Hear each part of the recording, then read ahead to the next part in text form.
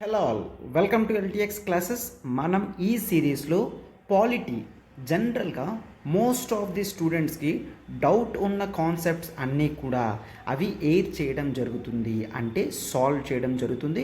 So classes అన్నీ కూడా క్లారిటీగా డైలీ కన్సిస్టెంట్గా వింటూ ఉండండి అమ్మా. Clear? So polity concept series ఈరోజు మనం తీసుకున్న topic the most important topic, that is about writs. మన ఇండియన్ కాన్స్టిట్యూషన్లో రిట్స్ అని ఎక్కడ ఉన్నది, మనం దీన్ని ఎక్కడి నుంచి తీసుకున్నాం, ఎందుకు పెట్టాల్సి వచ్చింది, ఏ పార్ట్లో ఉంది, ప్రతిదీ కూడా నేను నీట్గా చెప్తాను. డీటెయిల్డ్గా జాగ్రత్తగా గుర్తుంచుకోండి. సో మీరు ఒక్కసారి క్లాస్ విన్నారు అంటే మీకు టోటల్గా కంప్లీట్గా నాలెడ్జ్ వస్తుందన్నమాట. రిట్స్ అనేది చాలా ఇంపార్టెంట్. ఎందుకంటే ఈ ఇయర్ 2022 ప్రిలిమ్స్ క్వశ్చన్ పేపర్లో చూస్తే వన్ ఆఫ్ ది రిట్స్ మీద క్వశ్చన్ అడగడం జరిగింది, అవునా? సో అయితే రిట్స్ యొక్క ఇంపార్టెన్స్ అనేది మనకు అర్థమవుతుంది కదా. యూపీఎస్సి వాడికి కూడా ఇది ఒక ఫేవరెట్ టాపిక్ అన్నమాట. క్లియర్? సో అయితే దాన్ని ఈరోజు మనం నీట్గా చూద్దాము. చూడండమ్మా, ఆర్టికల్ డీల్ చేస్తుంది. This is Srinivas. క్లియర్? ఒకసారి చూడమ్మా, మనం యూపీఎస్సి ఇన్ఫినిటీ కొత్త బ్యాచెస్ అనేవి అక్టోబర్ నుంచి స్టార్ట్ చేస్తున్నామమ్మా. క్లియర్? అక్టోబర్లో కొత్త బ్యాచ్ స్టార్ట్ అవుతుంది.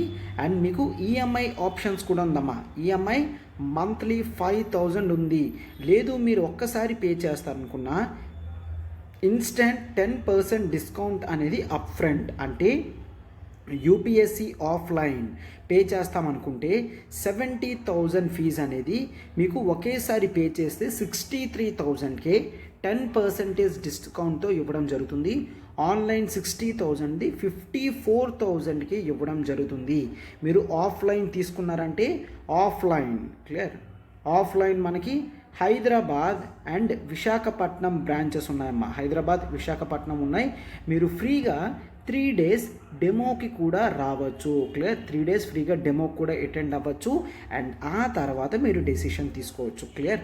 సో మీరు ఇక్కడ అబ్జర్వ్ చేస్తే మనకి లైఫ్ టైం వ్యాలిడిటీ ఉంటుందమ్మా. అంటే మీరు ఒకసారి ఎన్రోల్ అయ్యారు అంటే ఎన్నిసార్లు అయినా కూడా కంటిన్యూస్గా క్లాసెస్ అనేవి మీరు వినొచ్చు అనమాట. క్లియర్? సో ఇక్కడ నెంబర్ చూడండి, 7893899553. ప్రత్యూష మ్యామ్కి కాల్ చేసి మీరు వెంటనే సబ్స్క్రిప్షన్ చేసుకోవచ్చమ్మా. October, this is the very important crucial time. మీరు 2023 ప్రిలిమ్స్లో ఎగ్జామ్స్ రాద్దాము అనుకుంటే October is the last batch that you can avail అనమాట. క్లియర్? సో ఈ బ్యాచ్లో కంప్లీట్ చేస్తే మీరు క్లియర్గా ఏప్రిల్ కల్లా సిలబసెస్ అన్నీ మీరు కంప్లీట్ చేసుకోగలరు. అండ్ మే ఎగ్జామినేషన్కి మీరు ప్రిపరేషన్తో అటెంప్ట్ చేయగలరు అనమాట. క్లియర్? 2023కి అటెంప్ట్ చేయాలనుకున్నా కూడా మీరు డైలీ హార్డ్ వర్క్ చేస్తే this is very good batch also. Clear? Yes. అయితే ఆఫర్ అనేది 15th సెప్టెంబర్ వరకు మాత్రమే ఉందమ్మా. సో ఇంకా లేట్ చేయకుండా వెంటనే మీరు అప్డేట్ చేసుకోండి అండ్ బ్యాచ్ అనేది ఎన్రోల్ చేసుకోండి అమ్మా. అండ్ ఇది మాత్రమే కాదు, ఆప్షనల్ కూడా ఇన్ఫినిటీ బ్యాచ్ అనేది మనం స్టార్ట్ చేస్తున్నాము. కొత్త బ్యాచ్ అక్టోబర్ 1st నుంచి ఫస్ట్ వీక్లో స్టార్ట్ అవుతుంది, పోస్ట్ దసరా అనమాట. క్లియర్? సో మనకి ఫీజు అనేది కేవలం 30,000కే మనకి ఇక్కడ లైఫ్ టైం వ్యాలిడిటీతో అన్లిమిటెడ్ యాక్సెసిబిలిటీ అనేది ఇస్తున్నామమ్మా. క్లియర్? ఈఎంఐ అనేది 5,000 పర్ మంత్తో మనం స్టార్ట్ చేస్తున్నాం.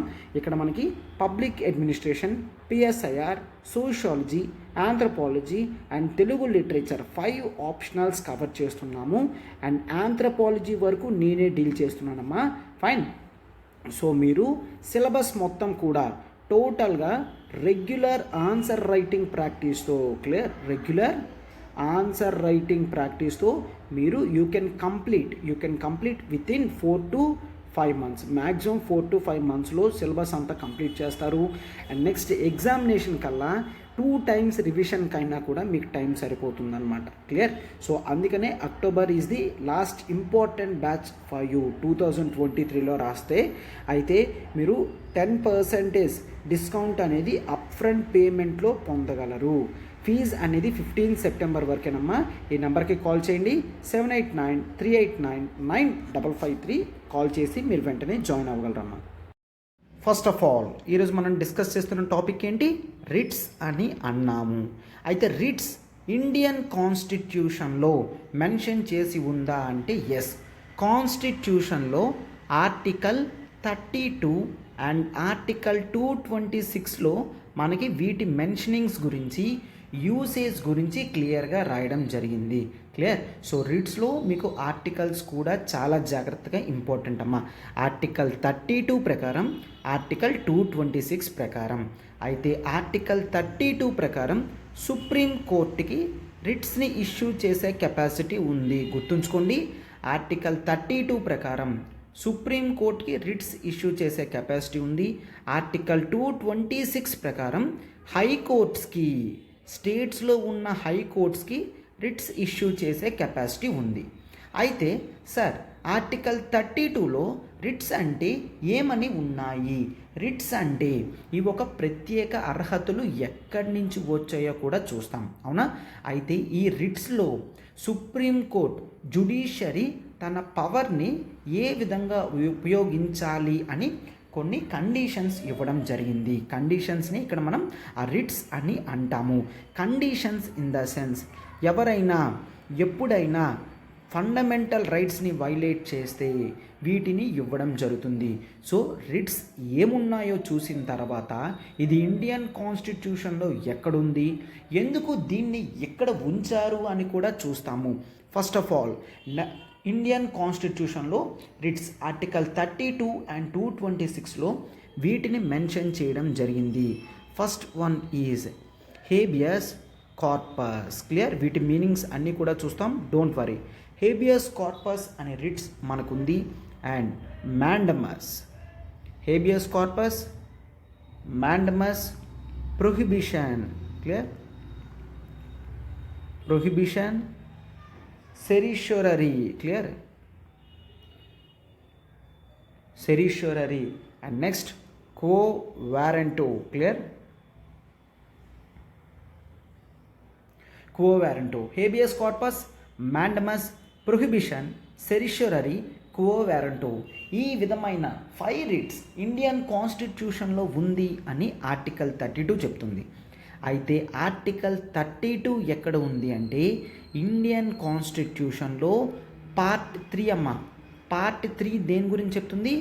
ఫండమెంటల్ రైట్స్, ప్రజల యొక్క ప్రాథమిక హక్కుల గురించి ఇది చెప్తుంది. ఫండమెంటల్ రైట్స్, ప్రజల యొక్క ప్రాథమిక హక్కుల గురించి ఉంది. క్లియర్. అంటే ఆర్టికల్ 32 అనేది సార్ ఒక ఫండమెంటల్ రైటా అంటే ఎస్. ఆర్టికల్ 14 నుంచి ఆర్టికల్ 32 వరకు ఫండమెంటల్ రైట్స్ అంటాం. సో అందులో భాగంగా ఆర్టికల్ 32 రిట్స్ని ఫండమెంటల్ రైట్స్లో పెట్టడం జరిగింది. క్లియర్. ఎస్. అయితే ఒక్కసారి చూడండి సార్, దీన్ని ఎక్కడి నుంచి తీసుకున్నాం? Yes, that is very important. దీని యొక్క హిస్టారికల్ బ్యాక్గ్రౌండ్. మనం ఈ రిట్స్ అన్న కాన్సెప్ట్ని యూకే అంటే బ్రిటన్ కాన్స్టిట్యూషన్ నుంచి తీసుకున్నాము, యునైటెడ్ కింగ్డమ్ నుంచి తీసుకున్నాం. సార్ బ్రిటన్లో కాన్స్టిట్యూషన్ లేదు కదా, బ్రిటన్లో రిటర్న్ కాన్స్టిట్యూషన్ లేదమ్మా. సార్ మరి వాళ్ళు ఎలా జరుగుతారు, ఎలాగ ఫాలో అవుతారు? వాళ్ళు ఎగ్జిస్టెన్స్లో, కన్వెన్షన్లో, అంటే ఎప్పటి నుంచో ఫాలో అవుతున్న ప్రొసీజర్స్ని వాళ్ళు ఫాలో అవుతారు. బ్రిటన్లో ఒక రిటర్న్ కాన్స్టిట్యూషన్ లేదు, అంతే తప్ప కాన్స్టిట్యూషన్ లేదు అని మనం చెప్పాం. క్లియర్ అవుతుందమ్మా? చాలామందికి బ్రిటన్లో రిటర్న్ కాన్స్టిట్యూషన్ అనేది లేకపోతే అసలు కాన్స్టిట్యూషనే లేదంటారు. నో, రిటర్న్ కాన్స్టిట్యూషన్ లేదు, మన ఇండియాలో ఉన్నట్టు రాతపూర్వకంగా రాసి లేదు, అంతే తప్ప అక్కడక్కడ ప్రతిదీ కూడా కాన్స్టిట్యూషనల్ ప్రిన్సిపల్స్ కింద తీసుకుంటారు. ఫైన్. అయితే మనం బ్రిటన్ నుంచి దీన్ని ఇన్స్పిరేషన్గా తీసుకొని రావడం జరిగింది. అయితే బ్రిటన్లో ఏమంటారు? బ్రిటన్లో వీటిని prerogative. Clear. Are you getting? Prerogative writs అని అంటాం. బ్రిటన్లో ప్రెరోగేటివ్ రిట్స్ అంటారు. ప్రెరోగేటివ్ రిట్స్ అంటే ఏంటి? ప్రత్యేకంగా వచ్చే హక్కులని ప్రెరోగేటివ్ అంటారు. అంటే ఈ హక్కులు ప్రత్యేకంగా ఇవ్వడం జరిగింది. అటువంటి ప్రత్యేకమైన ప్రాముఖ్యమైన హక్కులని మనం ప్రెరోగేటివ్ అంటాం. ఆ పవర్స్తో ఇచ్చిన రిట్స్ని ప్రెరోగేటివ్ రిట్స్. అర్థమవుతుందా? ఎస్.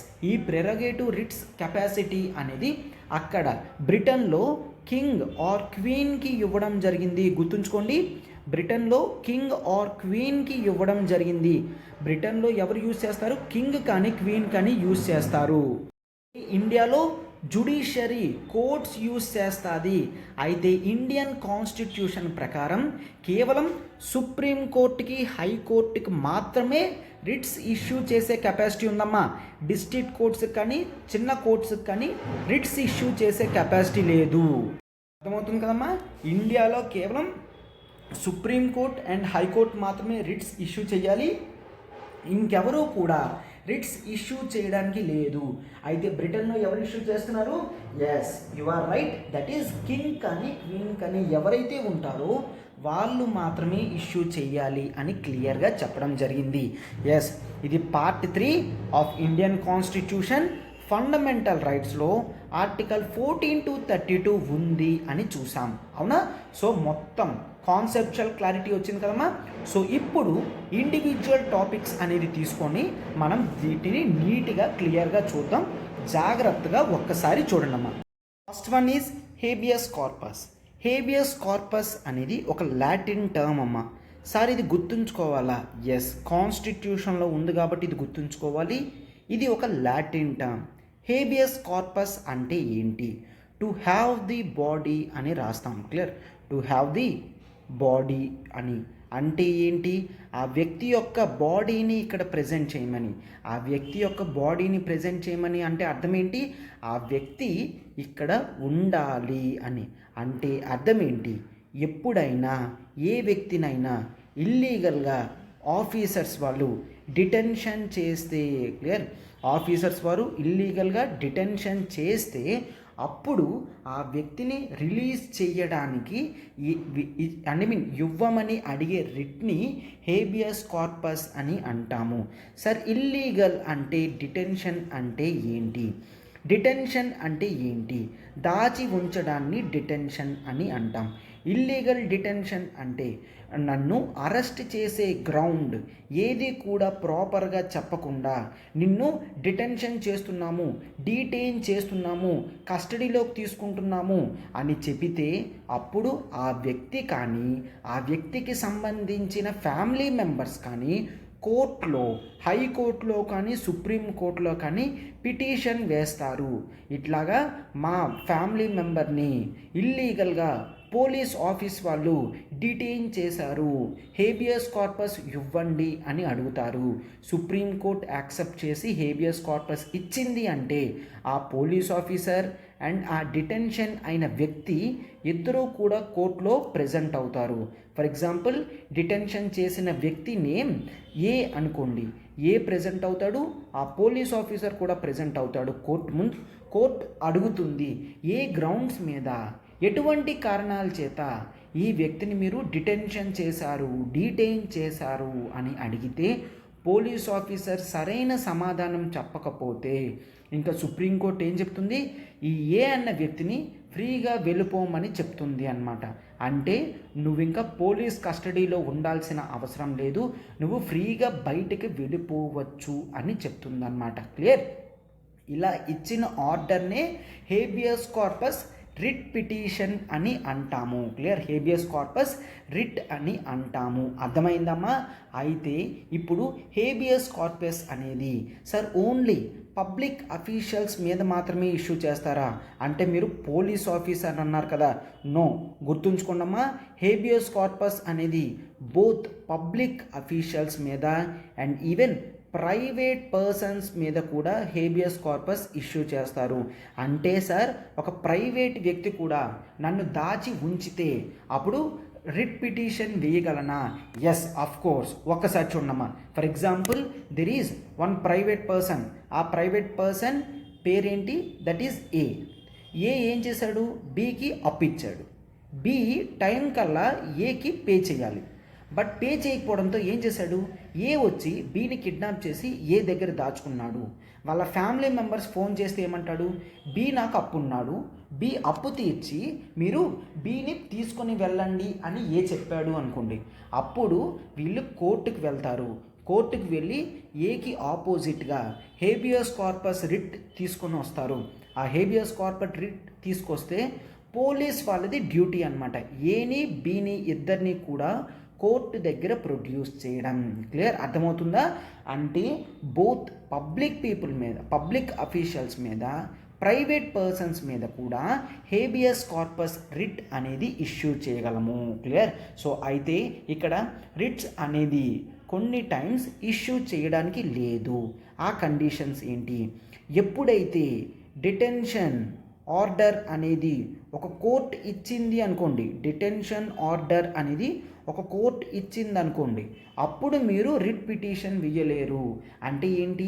హైకోర్టు చెప్పింది అనుకోండి, ఆ వ్యక్తిని కంట్రోల్లో తీసుకోండి, అతను చాలా ప్రమాదకరం అని అన్నాదనుకోండి, అప్పుడు జనరల్గా వీళ్ళకి సుప్రీంకోర్టు కానీ వేరే హైకోర్టులో కానీ రిట్ పిటిషన్ వేయడానికి లేదు. ఓకేనా? అండ్ ఒకవేళ డిటెన్షన్ అనేది రూల్స్ ప్రకారమే లాఫుల్గా జరిగింది అనుకోండి, if detention is on lawful grounds, అంటే ఎస్ మనకి కొన్ని డిటెన్షన్ యాక్ట్స్ ఉన్నాయి, ప్రివెంటివ్ డిటెన్షన్ ఇట్లాంటి యాక్ట్స్ ఉన్నాయి. ఆ యాక్ట్ ప్రకారం నిన్ను అరెస్ట్ చేశాము, నువ్వు డ్రగ్స్ని హోల్డ్ చేస్తున్నావు, హోల్డ్ చేయకూడదు. ఆర్ నువ్వు టెర్రరిజం మెటీరియల్స్ హోల్డ్ చేస్తున్నావు, చేయకూడదు. బాంబ్స్ హోల్డ్ చేస్తున్నావు, చేయకూడదు. సో ఈ గ్రౌండ్స్ మీద నిన్ను డిటెన్షన్ చేస్తున్నాను, అప్పుడు నువ్వు రిట్ పిటిషన్ తీసుకొని రాలేవు. అర్థమవుతుందా? అంటే డిటెన్షన్ లాఫుల్ అయినా, ఒక ఆర్డర్ అనేది కోర్ట్ ఇచ్చిన అటువంటి టైంలో నువ్వు రిట్ పిటిషన్ అడగలేవు. క్లియర్. అండ్ ఆ తర్వాత జనరల్గా ఈ హేబియస్ కార్పస్ అనేది ఎటువంటి టైమ్స్లో మనకి యూజ్ అవుతుంది అంటే, పోలీస్ కస్టడీలో ఉన్నప్పుడు పోలీస్ వాళ్ళు ఎటువంటి సమాధానం కూడా చెప్పట్లేదు అనుకోండి, వాళ్ళు ఏంటి మాట దాటివేస్తారు, మా దగ్గర లేదు అలాగా. అటువంటి టైంలో కూడా మనం కోర్ట్స్ దగ్గరికి వెళ్ళచ్చు. అర్థమవుతుంది కదమ్మా? డిటైన్డ్ అయిన పర్సన్ కానీ ఫ్యామిలీ కానీ ఎవరైనా కూడా ఇక్కడ రిట్ పిటిషన్కి అప్లై చేయొచ్చు అన్నమాట. క్లియర్. అండ్ ఈవెన్ సుప్రీంకోర్టు కూడా ఒక అడుగు ముందుకేసి ఏం చెప్తుందంటే, రిట్ పిటిషన్ అనేది చూడండి, అవుట్ ఆఫ్ ది కాంటెక్స్ట్ అమ్మ చెప్తున్నాను, దట్ ఈస్ రిట్ పిటిషన్ అనేది ఒక అఫీషియల్ ఫార్మాట్లోనే కాదు, ఈవెన్ ఒక లెటర్లో నాకు పంపించగలిగినా కూడా నేను దాన్ని యాక్సెప్ట్ చేస్తాను అని సుప్రీంకోర్టు చెప్పిందనమాట. Clear. There is one case, that is Sunil Batra versus Delhi administration. Clear. So ఆ కేసు ఏంటమ్మా? That is Sunil Batra versus Delhi administration. So ఇక్కడ ఈ వ్యక్తి పోస్ట్ కార్డ్లో రిట్ అప్లికేషన్ పెట్టడం జరిగింది. పోస్ట్ కార్డ్ మీద రాశాడు ఏంటి, నన్ను ఇల్లీగల్గా డిటెన్షన్ చేశారు సార్, మీరు హేబియస్ కార్పస్ అనేది వీళ్ళ మీద ఇవ్వండి అని. కోర్ట్ దాన్ని యాక్సెప్ట్ చేసింది. అర్థమవుతుందా? సో అందుకనే ఇక్కడ క్లియర్గా ఈ సునీల్ బత్రా వర్సెస్ ఢిల్లీ అడ్మినిస్ట్రేషన్లో క్లియర్గా చెప్పడం జరిగిందనమాట. ఈవెన్ ఇటువంటి రూల్స్ ఉన్నా కూడా క్లియర్, మీరు ఫ్రీగా ఒక అప్లికేషన్ ఫార్మాట్లోనే కాదు, ఒక ఆర్డినరీ పేపర్లో రాసినా కూడా ఇక్కడ ప్రజల యొక్క ఫండమెంటల్ రైట్స్ దెబ్బతింటుంది అన్న ఉద్దేశంతో నేను తీసుకుంటున్నాను. సార్ ఏ విధంగా దెబ్బతింటుంది ఒక్కసారి చూడమ్మా. మీకు ఆర్టికల్ 21 ప్రకారం freedom of life and personal Liberty ఉంటుంది, అవునా? అంటే మీరు ఫ్రీగా ఉండొచ్చు. మిమ్మల్ని డిటెన్షన్ చేస్తున్నారంటే అర్థం ఏంటి? మీరు ఫ్రీగా తిరగడానికి లేదు అని అర్థం, అవునా? సో అందుకనే ఇటువంటి కండిషన్స్లో వీళ్ళు ఏం చేస్తారు, హేబియస్ కార్పస్ అనేది ఫండమెంటల్ రైట్స్కి ఆపోజిట్గా ఇక్కడ ఇష్యూ చేశారు కాబట్టి హేబియస్ కార్పస్ ఇవ్వమంటారు. అర్థమవుతుందా? ఇల్లీగల్గా డిటెన్షన్ చేస్తే మీ ఆర్టికల్ 21 అనేది పోతుంది కాబట్టి హేబియస్ కార్పస్ కోర్ట్స్కి ఇవ్వమని చెప్తారు. అర్థమవుతుంది కదమ్మా? ఎస్. అండ్ ఇది మాత్రమే కాదు, ఒక్కసారి చూడండి, ఎప్పుడైనా కోర్టు వాళ్ళు మిమ్మల్ని అరెస్ట్ చేసే ప్రాసెస్లో సరైన రూల్స్ ఫాలో అవ్వకపోతే అప్పుడు కూడా మీరు హేబియస్ కార్పస్తో బయటికి రావచ్చు. ఎస్ సార్, ఇది ఎక్కడుంది మనకి? ఇది ఒక స్పెషల్ ఇంపార్టెంట్ అమ్మా. ఇవేవి కూడా మీకు ఆర్డినరీ బుక్స్లో దొరకవు. సో ఇవన్నీ కూడా జాగ్రత్తగా రాసుకోండి. Clear. Section 56 of CrPC rules section 56 ప్రకారం ఎవరైనా కూడా కోర్ట్ చెప్పిన ప్రాసెస్లో పోలీస్ వాళ్ళు అరెస్ట్ చెయ్యకపోతే అప్పుడు వాళ్ళని రిలీజ్ చేయొచ్చు. ఏ విధంగా? దెర్ ఈజ్ సంథింగ్, అరెస్ట్ చేసిన వ్యక్తిని వితిన్ 24 అవర్స్లో దగ్గరలో ఉన్న జైల్లో వాళ్ళు సబ్మిట్ చేయాలి. అవునా? ఎస్. అయితే ఇక్కడ 24 అవర్స్ ఇవన్నీ కూడా ఎక్స్క్లూడింగ్ ట్రావెలింగ్ టైమ్స్ ఇవన్నీ ఉంటాయి. That is fine.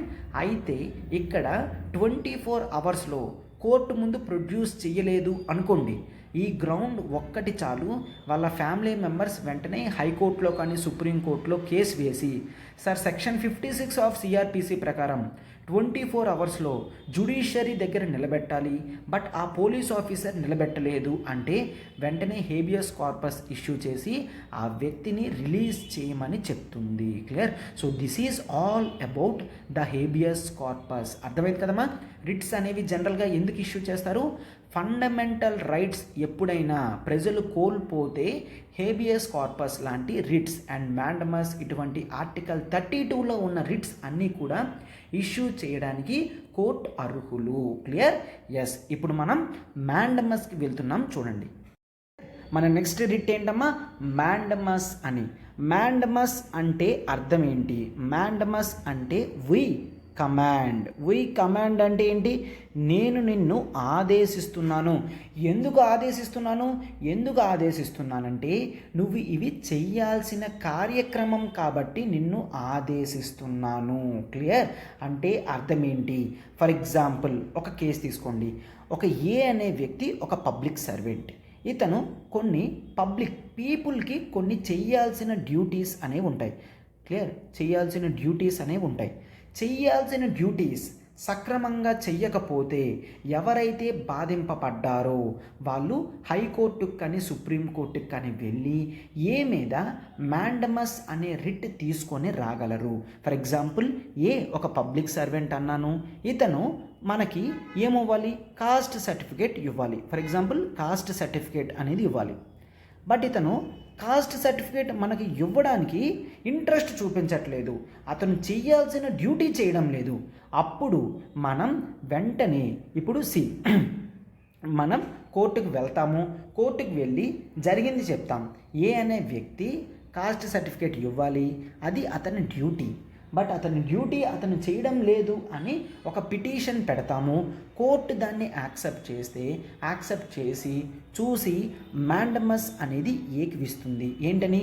మేము మిమ్మల్ని ఆదేశిస్తున్నాము, మీరు చేయాల్సిన డ్యూటీ మీరు చేయడం లేదు, సో మీ డ్యూటీ మీరు వెంటనే చేయాలి, చెయ్యకపోతే మీకు పనిష్మెంట్ అనేది ఇవ్వడం జరుగుతుంది అని చెప్తారనమాట. క్లియర్? వాళ్ళ అఫీషియల్ డ్యూటీస్ చెయ్యడానికి ఇచ్చేది మ్యాండమస్ అని అంటాము. అయితే మ్యాండమస్ ఎవరెవరికి ఇస్తారమ్మా? ఇందాక హేబియస్ కార్పస్ బోత్ పబ్లిక్ అఫీషియల్స్కి ప్రైవేట్ పీపుల్కి ఇస్తున్నారని చెప్పాం.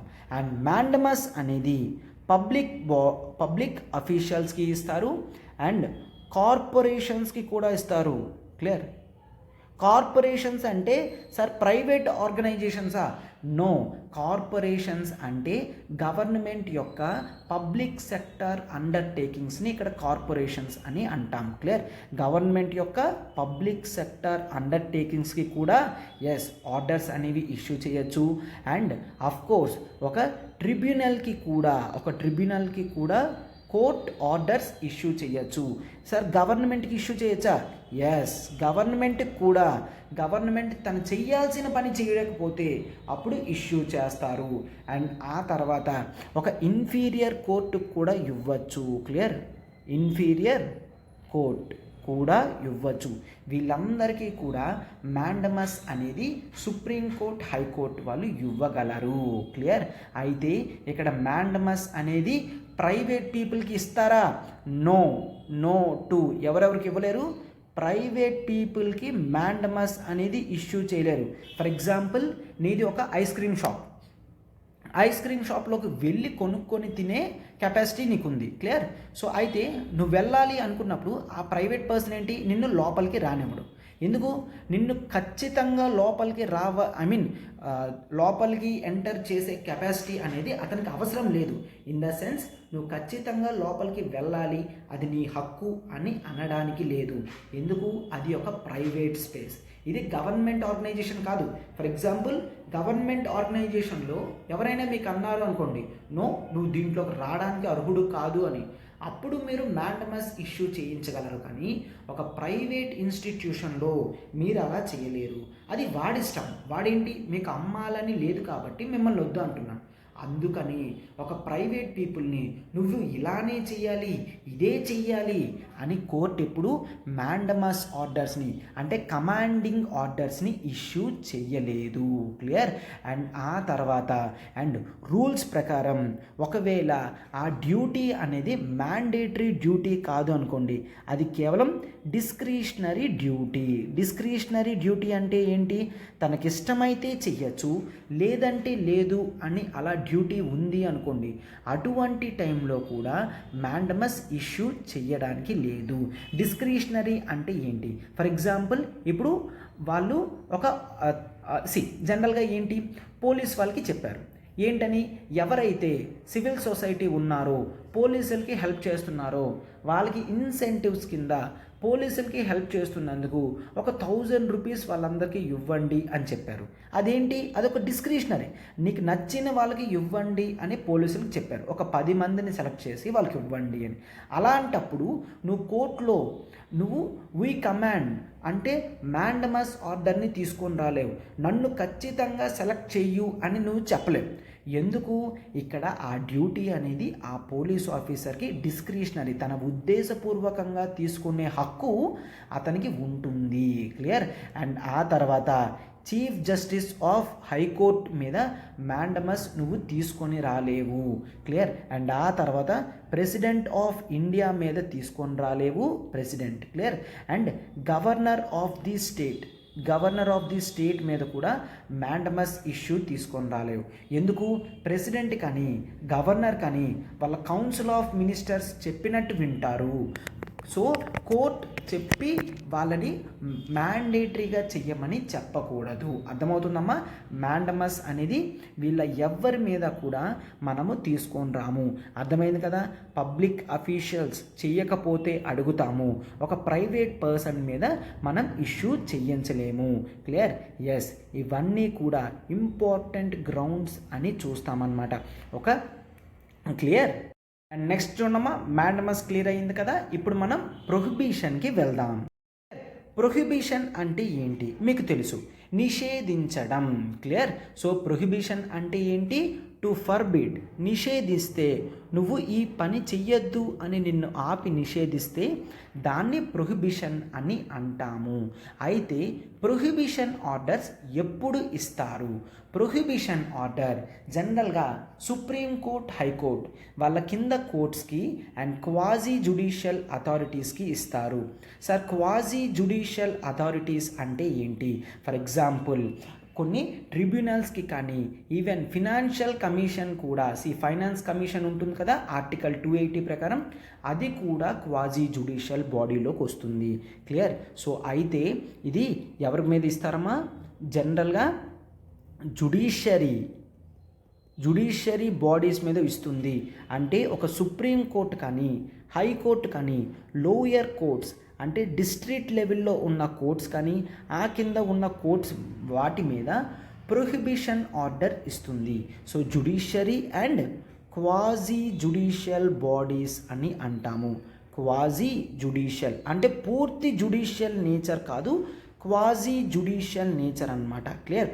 ఫినాన్స్ కమిషన్ అనేది ఒక క్వాజీ జ్యుడిషియల్ బాడీ అంటాం. అండ్ ట్రిబ్యునల్స్ వాటిని కూడా క్వాజీ జ్యుడిషియల్ బాడీస్ అని అంటాం.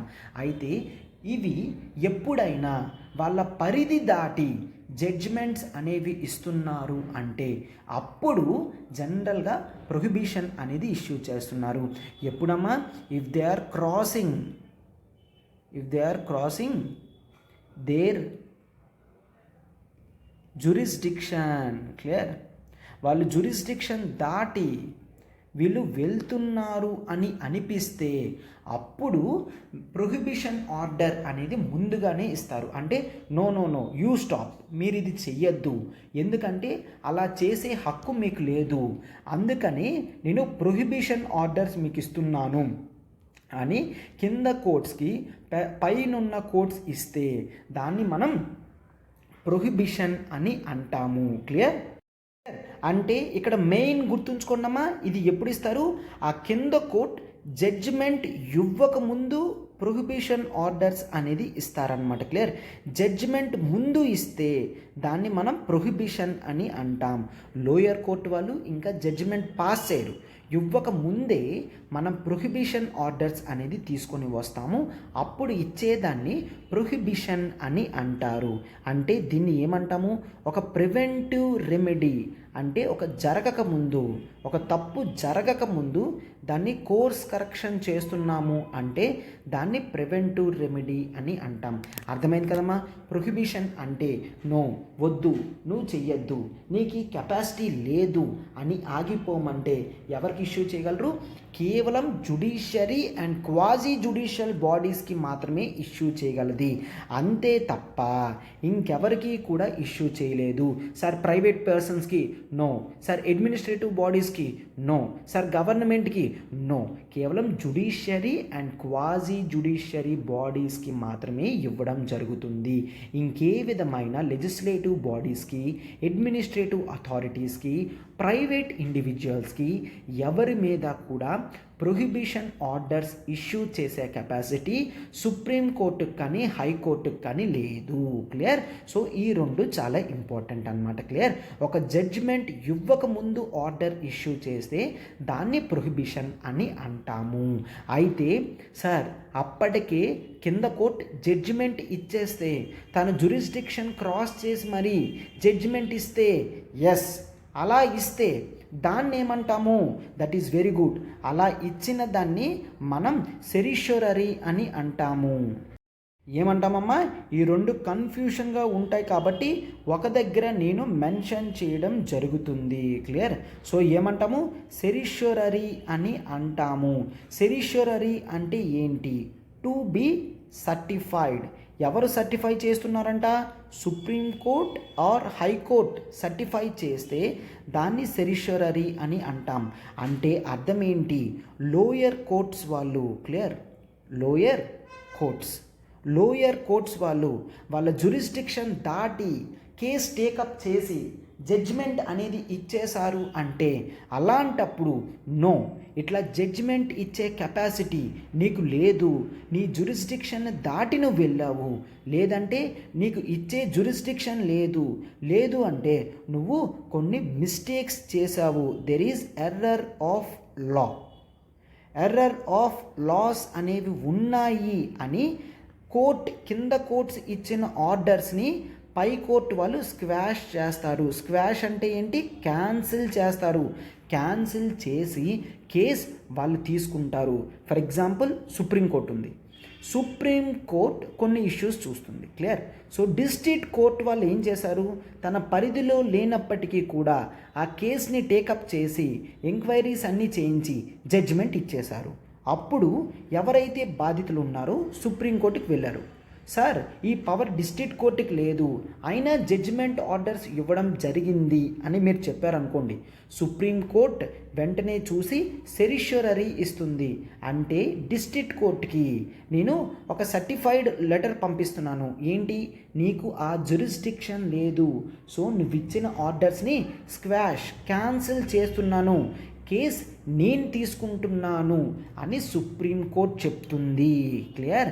జడ్జిమెంట్ జరగకముందు ఇస్తే ప్రొహిబిషన్ అంటాము, జడ్జిమెంట్ వచ్చిన తర్వాత ఇస్తే సెరిష్యూరరీ అంటాం. ఈ రెండే మైనర్ డిఫరెన్సెస్ అమ్మా. అండ్ ఒక్కసారి ప్రొహిబిషన్ ఎవరికి ఇస్తారు? Judiciary and quasi judiciary. అయితే సెరిష్యూరరీ ఎవరికి ఇస్తారు? That is very good. జుడిషియరీకి ఇస్తున్నారు. అండ్ ఎస్, క్వాజీ జుడిషియరీకి ఇస్తారు. ఎస్, క్వాజీ జుడిషియరీకి ఇస్తారు. అండ్ అడ్మినిస్ట్రేటివ్ అథారిటీస్కి కూడా ఇస్తారు. ఎవరికి ఇస్తారు? అడ్మినిస్ట్రేటివ్ అఫీషియల్స్ కూడా సెరిష్యూరరీ ఇవ్వడం జరుగుతుంది. These are the two main differences. ఏంటి? ఫస్ట్ వన్, ప్రొహిబిషన్లో జుడిషియరీ అండ్ క్వాజీ జుడిషియరీకి ఇస్తారు, అండ్ జడ్జిమెంట్ రాకముందు ఇస్తారు. అందుకే దాన్ని ప్రివెంటివ్ రెమెడీ అని అంటాము. బట్ సెరిష్యూరరీ జడ్జిమెంట్ వచ్చిన తర్వాత ఇస్తారు. అండ్ మరొక డిఫరెన్స్ ఏంటి, ఇక్కడ కేవలం జుడిషియరీ అండ్ క్వాజీ జుడిషియరీకే కాదు, అడ్మినిస్ట్రేటివ్ అథారిటీస్కి కూడా ఇవ్వడం జరుగుతుంది. క్లియర్? అయితే ఇది అడ్మినిస్ట్రేటివ్ అథారిటీస్కి ఇవ్వడం వలన టోటల్గా ఎక్కడైనా మిస్టేక్స్ అడ్మినిస్ట్రేటివ్ లెవెల్లో జరిగినా కూడా దాన్ని కంట్రోల్ చేసే కెపాసిటీ ఈ సెరిషరీ యొక్క రిట్కి ఉంటుందన్నమాట. మొత్తం అంటే అడ్మినిస్ట్రేటివ్ డిపార్ట్మెంట్ వాళ్ళు ఏదైనా జడ్జిమెంట్ ఇస్తే అది కాదు అని కోర్టు ఆపి తను తీసుకుంటుంది. సో టోటల్గా మొత్తం మనకున్న రిట్స్లో ఈ రెండే కన్ఫ్యూజన్గా ఉంటాయమ్మా. ఆ రెండిటి యొక్క డిఫరెన్సెస్ అనేది నేను చూపించాను కాబట్టి మరి ఇంకా కన్ఫ్యూషన్ అనేది మీకు అసలు రానే రాదు. అవునా? ఎస్.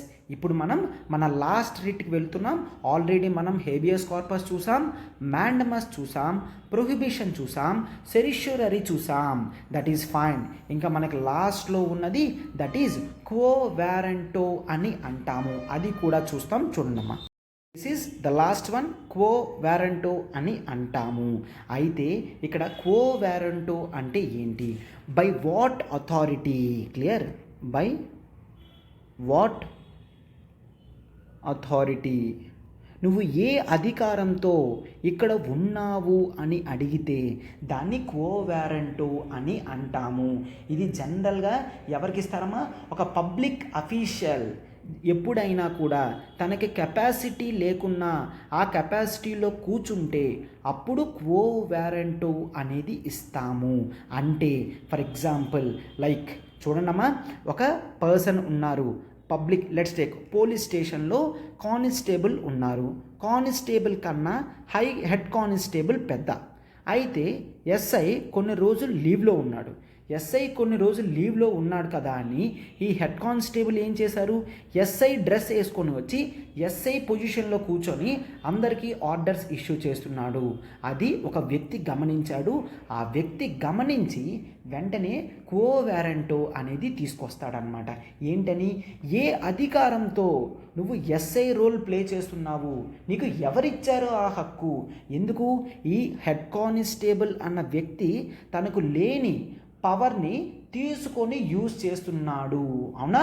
సో అందుకనే ఈ క్వో వారెంటోని ఇష్యూ చేయడం జరుగుతుందన్నమాట. తనకి లేని పవర్ని ఎవరైనా ఉపయోగిస్తే అలాంటి టైంలో నువ్వు ఏ అధికారంతో తీసుకుంటున్నావు అని అడుగుతారనమాట. అయితే ఇది ఎక్కడిస్తారమ్మా? పబ్లిక్ అఫీషియల్స్ మీద ఇవ్వడం జరుగుతుంది. క్లియర్? అంటే ఇక్కడ ఈవెన్ పబ్లిక్ అఫీషియల్ మీదనే కాదు, ఈవెన్ ఒక ప్రైవేట్ పర్సన్ కూడా ఎవరికి తెలీదు అని ఒక పబ్లిక్ ఆఫీస్లోకి వెళ్ళి ఒక పబ్లిక్ అఫీషియల్ లాగా యాక్ట్ చేసి అన్నీ చేస్తున్నాడు అంటే అప్పుడు కూడా క్వో వారెంటో ఇష్యూ చేయడం జరుగుతుంది. క్లియర్? సో అయితే ఇక్కడ ఈ డ్యూటీస్ ఇవన్నీ కూడా ఒక ప్రైవేట్ పర్సన్ మీద ఇస్తారా సార్? ఎస్, ఒక ప్రైవేట్ పర్సన్ మీద కూడా అతను లేని పబ్లిక్ డ్యూటీని నో నేను ఒక పబ్లిక్ అఫీషియల్ అని చెప్పి కూర్చొని ఆర్డర్స్ ఇష్యూ చేస్తే ఇస్తారు. అండ్ ఒక పబ్లిక్ అఫీషియల్ కూడా తనకి లేని పవర్ని, క్లియర్, ఇక్కడ ఒక హెడ్ కానిస్టేబుల్ అన్న వ్యక్తి ఎస్ఐ యొక్క పవర్స్ని తీసుకుంటున్నాడు అంటే అలాంటప్పుడు కూడా మనం ఈ రిట్ క్వో వారెంటో అనేది ఇష్యూ చేస్తామన్నమాట. ఇది చాలా సింపుల్, చాలా ఈజీ. ఏ గ్రౌండ్స్ మీద నువ్వు వెళ్తున్నావు అని చూసి వాళ్ళకి ఇష్యూ చేసేదాన్ని ఇక్కడ ఎలా లేదమ్మా, కేవలం కోర్టుకే ఇవ్వాలి, అడ్మినిస్ట్రేటివ్ అథారిటీస్కే ఇవ్వాలి అని లేదు. ఎవరైనా తన పవర్ని దాటి వేరే పవర్ని తీసుకుంటున్నారంటే ఒక పబ్లిక్ పర్సన్ అయినా ప్రైవేట్ పర్సన్ అయినా ఎవరైనా కూడా ఇవ్వచ్చు. క్లియర్? సో ఈ విధంగా జనరల్గా ఇవ్వడం జరిగిందనమాట. అయితే మీరు ఒకటి గుర్తుంచుకోవాలి సార్, ఇక్కడ ప్రైవేట్ పర్సన్ కేవలం పబ్లిక్ డ్యూటీ మాత్రం చేస్తేనే అడుగుతారా? ఎస్.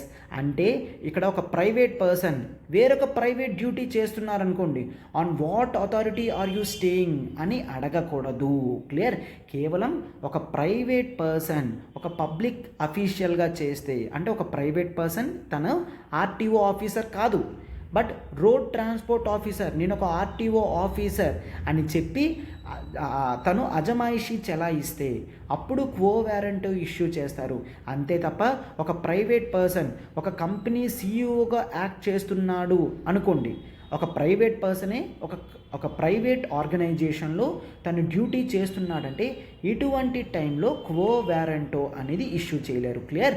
ఎందుకంటే there is one case, that is Niranjan Kumar Goenka. Clear? ఒకసారి చూడండి, Niranjan Kumar Goenka versus university of Bihar. Clear? University of Bihar. అయితే ఈ కేసులో సుప్రీంకోర్టు క్లియర్గా చెప్పడం జరిగింది. ఏంటని? ఒక ప్రైవేట్ పర్సన్ పబ్లిక్ ఆఫీస్ని హోల్డ్ చేస్తే మాత్రమే కో వారెంట్ ఇష్యూ చేయడం అవుతుంది తప్ప ఒక ప్రైవేట్ పర్సన్ మరొక ప్రైవేట్ ఆర్గనైజేషన్లో డ్యూటీ హోల్డ్ చేస్తే ఏ విధంగా నువ్వు ఉన్నావు అని ఇష్యూ చెయ్యలేము అని కోర్టు క్లియర్గా చెప్పిందనమాట. సో చూశారు కదమ్మా, మనం రిట్స్ అన్నీ నీట్గా డీటెయిల్డ్గా చూసుకున్నాం. అయితే ఇండియాలో రిట్స్ ఎవరిస్తారు? సుప్రీంకోర్టు అండ్ హైకోర్టు ఇస్తుంది. అయితే సార్ కేవలం ఆ కోర్ట్స్ మాత్రమే ఇవ్వగలదా? నో, కాన్స్టిట్యూషన్ క్లియర్గా పార్లమెంట్కి కూడా పవర్ ఇవ్వడం జరిగిందమ్మా. రేపొద్దున్న పార్లమెంట్ ఇంకే కోర్ట్ అయినా కూడా రిట్స్ ఇష్యూ చేయొచ్చు అంటే అప్పుడు అవి కూడా రిట్స్ ఇష్యూ చేయగలరు. క్లియర్? అయితే there should be one difference. ఒక చిన్న డిఫరెన్స్ ఉంది, చూడండమ్మా. అది అంత ఇబ్బంది ఏం కాదు. రిట్స్ అనేవి ఆర్టికల్ 32 ప్రకారం సుప్రీంకోర్టు చేస్తుంది అండ్ ఆర్టికల్ 226 ప్రకారం హైకోర్టు ఇస్తాయి. అండ్ సుప్రీంకోర్టు పరిధి దీంట్లో లిమిటెడ్గా ఉంది. సుప్రీంకోర్టు కేవలం ఫండమెంటల్ రైట్స్ వైలేట్ అయితే మాత్రమే సుప్రీంకోర్టు ఆర్టికల్ 32 ప్రకారం రిట్స్ ఇష్యూ చేయగలది. బట్ హైకోర్ట్స్ కేవలం ఫండమెంటల్ రైట్స్ మాత్రమే కాదు, ఎనీ అదర్ ఇష్యూస్ అని ఇలానే ఇవ్వడం జరిగిందమ్మా. ఎనీ అదర్ ఇష్యూస్, కేవలం ఫండమెంటల్ రైట్స్ అంటే ఆర్టికల్ 14 నుంచి 31 వరకు ఉన్నవి మాత్రమే ఇస్తే సుప్రీంకోర్టు అంటాం. ఏ కాన్స్టిట్యూషన్లో ఏ ప్రొవిజన్ అయినా ఆర్ ఇంకే అదర్ ఇష్యూ అయినా, ఒక ఆర్డినరీ ఇష్యూ అయినా కూడా హైకోర్టు వాళ్ళు రిట్స్ అనేవి ఇష్యూ చేయగలరు. సో జనరల్గా writs issuing power of high court is more than Supreme Court అని అంటాం. అర్థమైందా? Writs issuing power of high court is more than Supreme Court అంటే సుప్రీంకోర్టు పరిధి కేవలం 14 నుంచి 31 వరకు మాత్రమే ఉంది. బట్ హైకోర్టు మాత్రం ఫండమెంటల్ రైట్స్ మాత్రమే కాదు, ఇంకేదైనా కూడా మనం ఇక్కడ ఇవ్వగలము అని చెప్తున్నారనమాట. క్లియర్? దీంతో టోటల్గా మీ డౌట్స్ అన్నీ కూడా క్లియర్ చేశాను అనుకుంటున్నానమ్మా. రైట్? సో అయితే చూడండి, పాలిటీ టాపిక్స్ అన్నీ కూడా మనం నీట్గా డీటెయిల్డ్గా క్లాస్లో కూడా ఈ విధంగా అన్నీ కంప్లీట్ చేసుకుంటాం. సో పాలిటీలో మీకు ఏమైనా డౌట్స్ ఉండి ఓన్లీ పాలిటీ తీసుకోవాలనుకున్నా you can contact 7893899553. Clear? So Pratyusha మేడంకి కాల్ చేసి ఓన్లీ పాలిటీ కూడా మీరు తీసుకోగలరు. క్లియర్? ఎస్. ఆప్షనల్ ఇన్ఫినిటీతో పాటు మనం యూపీఎస్సీ ఇన్ఫినిటీ వర్కింగ్ ప్రొఫెషనల్స్కి కొత్త ఇంపార్టెంట్ బ్యాచ్ తీసుకొని రావడం జరిగిందమ్మా. ఇది ఆఫ్లైన్ బ్యాచ్ ఉంది అండ్ ఆన్లైన్ బ్యాచ్ కూడా ఉంది. ఆఫ్లైన్ బ్యాచ్ వీకెండ్స్లో హైదరాబాద్ అండ్ విశాఖపట్నంలో వీకెండ్స్ ఆఫ్లైన్ బ్యాచ్ అనేది మనం స్టార్ట్ చేసాం. ఆన్లైన్లో డైలీ 7 PM ఉంటుంది అండ్ సండేస్ కూడా మీకు ఉంటుంది. క్లియర్? సండేస్ కూడా మీకు ఉంటుంది. అండ్ ఫీజు అనేది 70,000కి మనకి offline fee and online fee అనేది 60,000 మాత్రమే.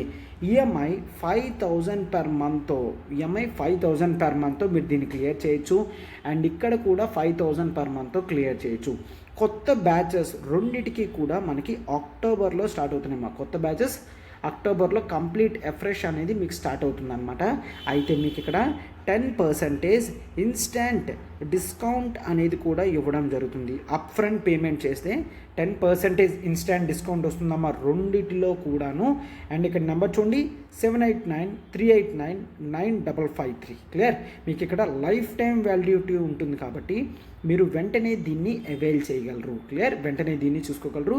7893899553. క్లియర్? ఎస్.